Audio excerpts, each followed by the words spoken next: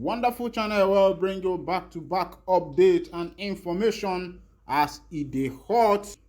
In case you have not joined our social media handle, kindly go ahead and subscribe, like, comment, share, and also remember to on your notification button so that whenever our news drop, you go be the first. We will collect them. Make we go into the news proper. Don shele. The indigenous people of Biafra denies ownership of camps bombed by NAF jets in Anambra, says military lied. The indigenous people of Biafra, IPOB, a secessionist group in the country, has denied ownership of camp bombed by the Nigeria Air Force in Anambra and Imo State on Tuesday.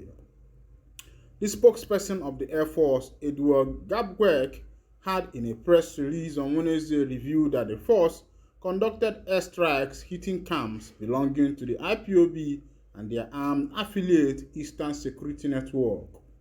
He said the airstrikes were conducted following intelligence reports that the insurgents were planning to unleash terror on people in the area. But IPOB, in a press release by its spokesperson Emma Powerful, maintained that NAF lied, insisting that the group does not own camps in the areas mentioned. We debunked the claims by the Nigerian Air Force of bombing IPOB ESN camp at Osumohu in Nnewi, South Local Government of Anambra State, and Ohisitokwa in Osu Local Government Area of Imo State. We are bold to say that ESN does not have camps in any of the bombed locations. The group stated the bomb camps were those of terrorists sponsored by the leader of a splinter group, Simon Ekpa, who is based in Finland. The Nigeria Air Force should stop lying and blackmailing this peaceful IPOB with the so-called bombing of IPOB's ESN camp. For public information, IPOB doesn't operate camps in those locations. IPOB has offices in Biafra land and in the diaspora. He said, "We are not criminals or terrorists, otherwise civilized countries will not give us the freedom to gather in their countries. What IPOB has is the Eastern Security Network, whose primary duty is to secure our bushes and protect our people. The general public should ignore and disregard the rant of the Nigeria DSS-sponsored criminal and agent provocateur in Finland called Simon Ekpa." Now, Emma Powerful, they call Simon Ekpa this one, and his gangster who are always impersonating ESN to demonize IPOB and Mazi Nnamdi Kanu. The Nigeria Air Force must call those criminal camps they bomb by their names and not mention ESN or IPOB.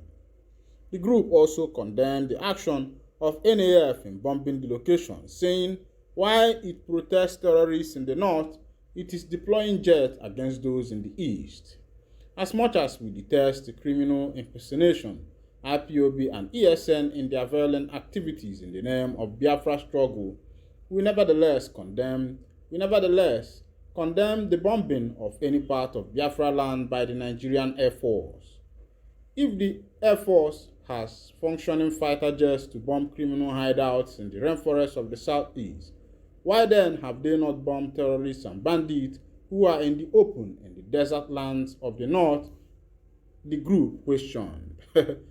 My people, now don't see as it they happen, as it they shell, as things they go, because when I know say, it be like say this thing where they do, you say Pasha dey inside though. Welcome back to Expose News TV. Welcome back to this wonderful channel where we bring you back-to-back update and information. In case it's your first time of joining us on this wonderful channel, kindly go ahead and subscribe, like, comment. My people, please remember to like our channel. That's the only way you can make the video go viral. And I know that you love where you are. Don't touch the dial. Let's go on the news, the business of the day that brought us here. Imo residents abandon community over soldiers' reprisal attack. The information wey dey my table, when I dey look at am, I feel like crying. Tears dey comot for my eyes because as e dey be, once a peaceful home, once a lovely home, once a lovely place to be has now turned a deserted place. The community people have deserted their area because of the reprisal attack of NIG soldiers on their community. You remember that some time ago, about last week, where unknown gunmen encountered NIG soldiers and, did undoable with their men. Some of them were sent to judgment and others was burnt with fire. And because of that attack, the NIG soldiers returned there on a reprisal. They destroyed the community's building, some people's source of livelihood, scattered, burnt some of the places and the rest of them, which is very bad. I think that what they should have done is to do investigation to be able to find out those involved in what their men has passed through and face them face to face as men and fight them as men, and not to be going to the houses of innocent citizens, civilians for that matter, who has no arms and ammunition and attacking them. That is very bad and which is very condemnable. I wish that Ohaneze Ndigbo themselves will leave order of their business and try to put mouth into such matters and see how best they can sort some of this situation. I'm not saying that the attack on the soldiers is a good one, but at least they should have looked for the right people and not the innocent citizens of Imo State. Residents of Umualoka Maku community in Ehimembano local government council of Imo State yesterday counted their losses following reprisal attacks from yet to be identified suspected military men last Wednesday. The community was recently invaded by unknown gunmen who killed personnel of Nigerian Security and Civil Defense Corps, Nigerian Police and Army, while on official duty in the area. About 5 officers on joint patrol duties were reportedly ambushed and set ablaze with 2 of their healers' vehicles. Consequently, members of the community, for fear of reprisal attack from security operatives, fled the area. In protest against the onslaught on their men, security agents descended on the community, setting ablaze vehicles, houses, shops, hotels, and eateries. Reacting to the development, Imo State Labour Party governorship candidate in the forthcoming governorship election, Atan Achon, urged President Bola Ahmed Tinubu to intervene and save the people from being killed. He also urged Governor Hope Uzodinma to come to the people's aid by rebuilding their homes, stores, businesses destroyed by the military officers during the attack.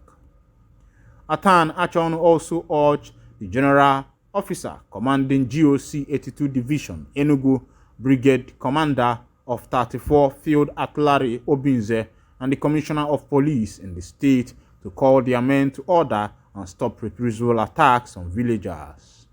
He expressed regret that 2 of the deceased security officers were with him during his recent political campaign in Abombaise, Ehinihite Mbaise, and environs.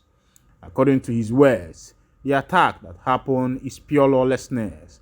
It shows there is no rule of law in this country. I have been supporting the police, the Directorate of State Service, and military over the years. It is unfortunate that this happened. On the reprisal attacks, he said the GOC should call its boys to order. The essence of governance is to protect the people. The government should lead by example. I am calling on Governor Hope Uzodinma to rebuild the places destroyed. They are not the ones who killed the security personnel, Achono added. Similarly, the governorship candidate of the All Progressive Grand Alliance, APOGA, in the state's forthcoming election, Tony Ejogu, has condemned the killing of the security personnel and reprisal attacks on the community, calling for the arrest and prosecution of the perpetrators to serve as deterrent to others. Austin Ikeduru is a journalist, a professional blogger. Now, Austin Ikeduru drops his information. Now, You have seen what is happening in the community in Imo State. Once a peaceful state, once a wonderful place to be, once a lovely place has turned to another place. Meanwhile, as it be, as na adalala isi aka agbofio ịghọtago maka na asị na onye ụnụ ya na-agbakwa n'ọkụ ara achụkwa n'oke ya bụ okwu webuli inu ma bụlụ okwu o nwere egwu ọsa nkwakọ ọ sị na ife na-emenụ be ndị ọzọ na anya ejenu dozienụ ọ sị mana nke na-emezi na ba ya ọbụla ife okwu ọ sị unu afụgonu ififele ka m gwala unu ya na egwu ọ sị ife na-emenụ be ndị ọzọ na anya ejezienụ dozienụ ma nke na-emenụ na be anyị akpaba isiokwu unu afụgonu ififele nnofu obi n'ọlụlụnụ n'olilinu nnofu obinu n'ọlụlụnụ n'olilinu ọsịkunu biko gbakọtazie n'ọnụ ka anyị jijikọta n'obi ọnụ wee dozie n'ụba anyị nụ anụ m ekwu mana agụ maka na ọ na-abịa ọbịa n'uche nkwue n'ọnụ maka na ya bụ ebe nọ bụ ebe kwesịrị nọ. Don't touch the dial. I'm still with you with your one and only. The thing is that it's not by talking, but I think the politicians themselves need to put mouth into what is happening actually is in Imo State. And I think that na asina na anya dole edo ka eji achọta ife dalo n'okpuru mmiri. It's better that na asala anya mmiri to look into what is happening, to know if this is actually the Biafra Liberation Army. Yes, the Biafra Liberation Army, they are tough people, but sometimes asina ha na-atụgbukwa na-atụgbu na-eli maka na ife ọkụkụ kwulu. And also to know whether what is going on in Imo State, whether it is a political matter. Maka ị ga-asịkwa na ngwara gị memesịa maka na asị na gwa m okwu ka nlụ na ntị na ọkwa na oyim na maka ịgwa bụkwa na ajọ oyi mana oyim na kwa mgbalụ ga-agwa na okwu na ezigbo oyi. Meanwhile, it don't happen for Anambra State where there is a big community clash, a big community crisis that is currently going on in Anambra State. Crisis hit Anambra community as youth clash disrupt empowerment program. Crisis has hit Nimo, a community in Njikoka local government area of Anambra State following a clash that broke out among this group during an empowerment program. Report that the clash occurred on Sunday. Youth of the community under the aegis of Nimo Town Development Union Youth Wing had gathered at the village square for the program when members of parallel body invaded the arena and carted away canopies, chairs, and other items to be used for the event. The youth wing, however, proceeded with the empowerment exercise, and the 8 youth, 2 from each of the 4 squares of Nimo, were empowered with 250,000 each to start business. The beneficiaries were identified as Igo Nguko and Doms Ezoke from Etiti Nimo, Akuna Kinsley Chede and Melody Frederick Chukoma from Ifutenu, Utenna Anyadiegu and Ikejide John Paul from Ebebugu, and Uchenna Edochie Fabian and Ogwabana from Ifitane. Ekene bụle nya bụ ndị si na ụmụnne ha ga-adị maka na ọ na-adị mma asị na ụmụnna nwezuo akụ ile na maka na ndị na-ada n'inu a na-atụ n'oyibo chetakwa na ndị China na-asụ asụsụ fa na onwere onye na-abalụ fa mba ndị Britain na-asụkwa n'asụsụ fa onwere onye na-abalụ mba na ọnya bụ English anyị na-amụ ịghọtago na English anyị na-amụ bụ asụsụ mmadụ nwesinu ka emesịanụ n'ebe aka m ga-adọbili ya wesị na nya dịkwala onye ukwu mma dịkwala onye nta mmanụ ka o si adị ekenekwa m unu ndị nke m.